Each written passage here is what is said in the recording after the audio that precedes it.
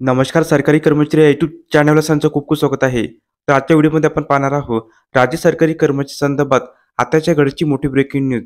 त्या संदर्भात व्हिडिओच्या माध्यमातून संपूर्ण अपडेट सविस्तरपणे पाहूया. जिल्हा परिषद शिक्षकांच्या जिल्हा अंतर्गत बदलीसाठी अवघड क्षेत्रातील सेवा कालावधी गणना करताना येत असणाऱ्या अडचणी विषयी मार्गदर्शन मिळण्याबाबत शिक्षण विभाग प्राथमिक जिल्हा परिषद ठाणे यांच्याकडून माननीय प्रधान सचिव ग्रामविकास यांच्याप्रती परिपत्रक सादर करण्यात आले आहे. सदर परिपत्रकामध्ये नमूद करण्यात आले आहे की सन 19च्या अवघड यादीप्रमाणे सन 22-23 मध्ये अवघड क्षेत्रातून सर्वसाधारण क्षेत्रात बदली झालेल्या शिक्षकांना 3 वर्ष सेवा पूर्ण झाल्याने बदली अधिकार प्राप्त ठरून सदर शिक्षकांच्या सर्वसाधारण क्षेत्रात बदल्या झाल्या आहेत.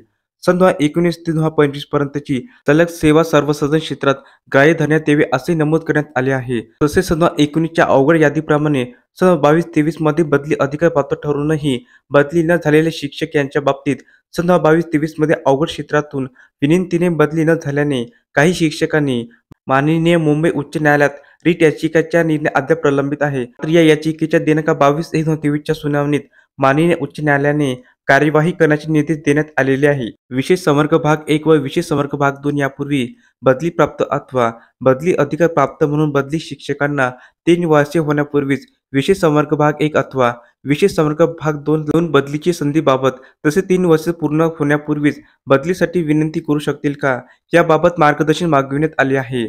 तरी प्राथमिक शिक्षकांच्या जिल्हा अंतर्गत बदलीसाठी आवश्यक बदली अधिकार प्राप्त शिक्षक व बदली पात्र शिक्षक याद्या तयार करणे सोयीस्कर होण्यासाठी अवघड क्षेत्रातील सेवा गणना तसेच एका क्षेत्रात सलग सेवा असल्याने बदलीनंतर 5 वर्षात पुन्हा बदली प्राप्त होणारी शिक्षक यांच्या बाबतीत आवश्यक ते मार्गदर्शन मागविण्यात आलेले आहे. धन्यवाद.